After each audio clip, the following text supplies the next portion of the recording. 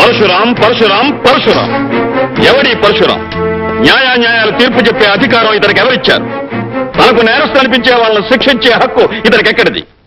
తనకు నచ్చిన వాళ్ళని దెబ్బతీసి తను మెచ్చిన వాళ్ళని చేరదీసే అధికారం ఇతనికి ఎవరిచ్చారు? ఐశ్వర్యవంతుల బిడ్డల్ని ఎదరగొట్టి అధికారులను అడ్డు తప్పించుకు తిరిగే ఇతన్ని పట్టి శిక్షించే అవకాశమే లేదా? సార్, ఈ పరశురాం చాలా తెలివైనవాడు. తలుచుకున్న పని చేస్తాడు, చేసిన పనికి సాక్ష్యాలు ఆధారాలు లేకుండా చేస్తాడు. మన డిపార్ట్మెంట్ ఎంత తెలివిగా వాళ్ళ పనినా తప్పించుకు తిరుగుతున్నాడు సార్. తప్పించుకుంటున్నాడని ఊరుకుంటే అది మన డిపార్ట్మెంట్ తప్పు అవుతుంది. అతన్ని ఏ విధంగానైనా చట్టం పట్టుకు తీరాలి. పరశురామును ఒకసారి పిలిపించండి. Okay sir. మిస్టర్ పరశురాం, నేను అడిగే ప్రశ్నకి మీరిచ్చే సమాధానం ఏమిటి? ఎక్స్క్యూజ్ మీ రంగారావు సార్, మీరు మా లాయర్. చట్టం గురించి మీకు తెలుసు, న్యాయం గురించి ఆయనకు తెలుసు. కనుక మీ ప్రశ్నలకు సమాధానం చెప్పగలిగింది నేను కాదు, ఆయన. ఐసి, ఇంతకీ మీకు తెలుసున్నదేమిటో? ఒకే మాటతో ఒకే బాటలో నీటుగా సూటిగా నడిచిపోవడమే నాకు తెలుసు. నేను వెళ్ళి రావచ్చుగా? You can go. Thank you sir.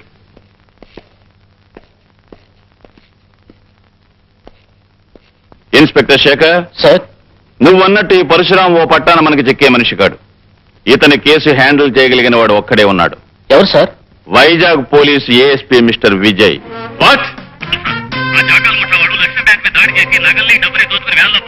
నేను వెంటనే బయలుదేరొస్తున్నాను. I will smash those bastards.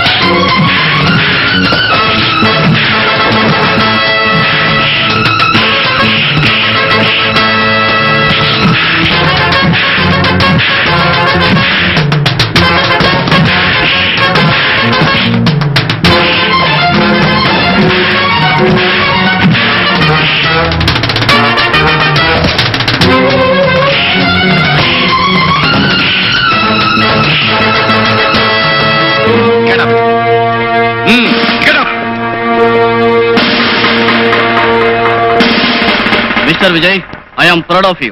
ప్రజల్లో పోలీస్ డిపార్ట్మెంట్ పరపతిని పరుగుని పెంచి నీలాంటి పోలీస్ ఆఫీసర్ను చూసి గర్వపడుతున్నాను.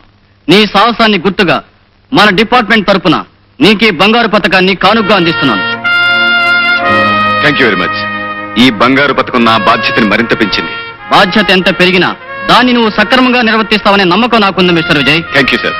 బట్ వన్ థింగ్, ఇక నుంచి నీ విజయాలు వినటమే తప్ప చూసి ఆనందించే అవకాశం నాకు లేదు. అదేమిటి సార్?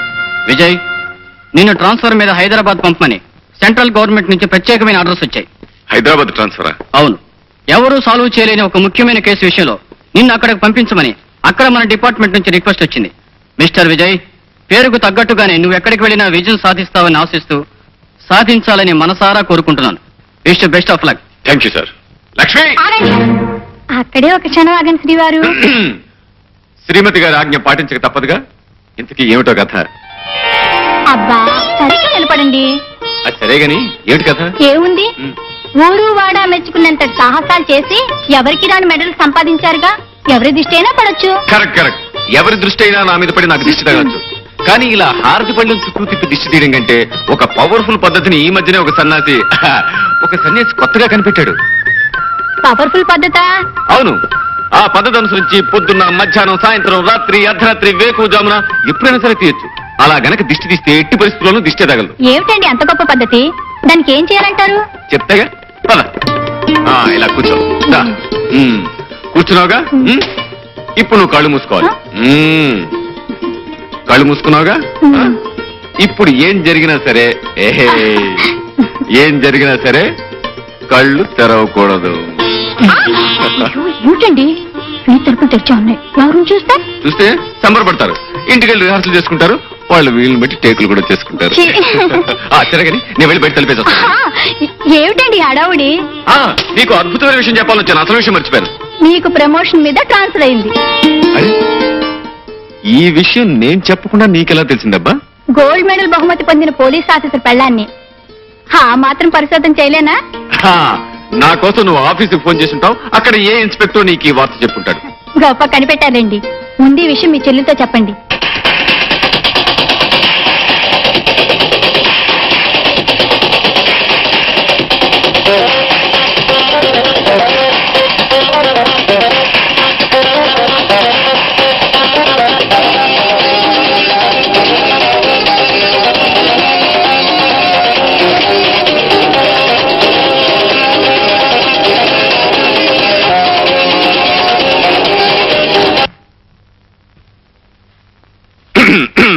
ఏమిటన్నయ్యా, ఎందుకు ఆఫ్ చేసావు? నాకు తెలియకూడతాను చెల్లెమ్మా, రాత్రి పగలు ఈ టేప్ రికార్డర్కి రెస్ట్ అనేది ఇవ్వకుండా మ్యూజిక్ పెట్టుకుంటావు కదా, నీకు విసిగనిపిస్తుంది? మ్యూజిక్ వింటవా? నేను కాలక్షేపానికి మ్యూజిక్ వింటూ కూర్చోలేదన్నయ్యా. మరేం చేస్తున్నావమ్మా? ఎక్సర్సైజ్ చేస్తున్నాను. ఎక్సర్సైజ్ 1 2 3 4. ఫ్యాంటాస్టిక్. ఈ ఎక్సర్సైజ్ కంటే మంచి ఎక్సర్సైజ్ ఇంకోటి చెప్పనా?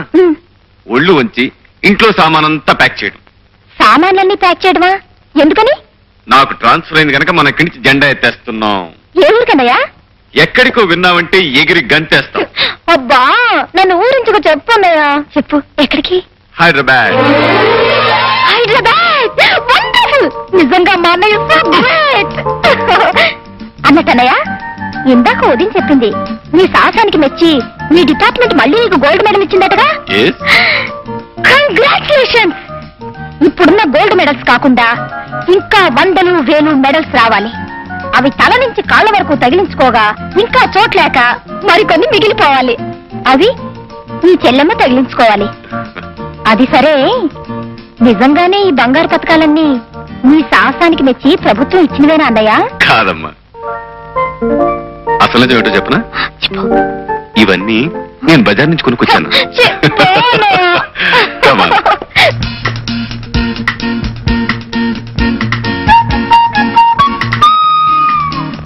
పంకజం, తీయటి నిద్రలో కనిపించే అందమైన స్వప్నం లాంటి అందగత్తె నాకు నచ్చింది, నా మనసు మెచ్చింది.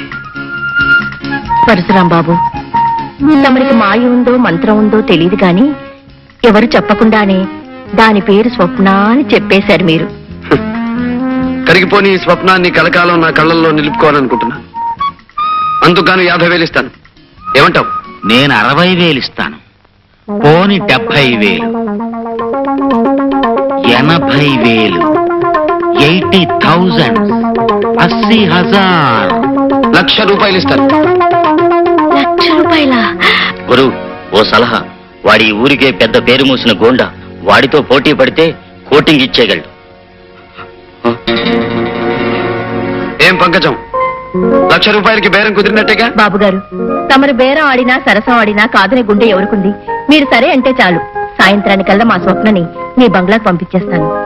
పంకజం, అందమైన కళ ఆనందమైన సమయంలో వస్తేనే అందం చందం. 4 రోజుల్లో రాబోయే నా పుట్టినరోజు నాటికి స్వప్న నా కానుకగా అందాలి.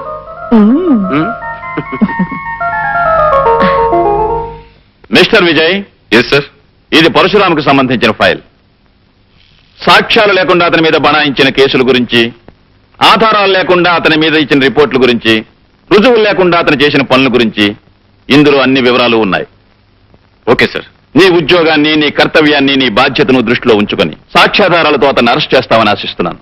ఈ బాధ్యత నిర్వర్తించడంలో అవసరమైతే నా ప్రాణాలు సైతం లెక్క చేయనని ప్రమాణం చేస్తున్నాను sir. Best of thank you sir.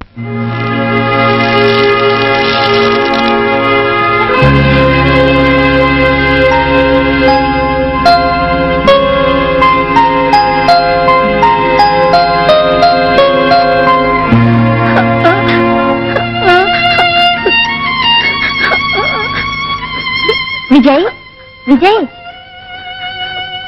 నువ్వు స్కూల్కి వెళ్ళొచ్చురా. ఫీజు కట్టకపోతే స్కూల్కి ఎలా రానిస్తారా? విజయ్, నీ ఫీజు కట్టేశాను రా. రాము, నీ ఫీజు కట్టకుండా నా ఫీజు.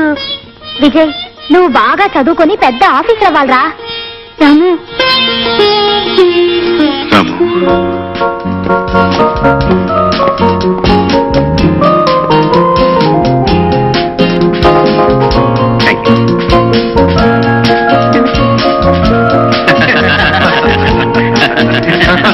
అదే విషయం. విజయ్,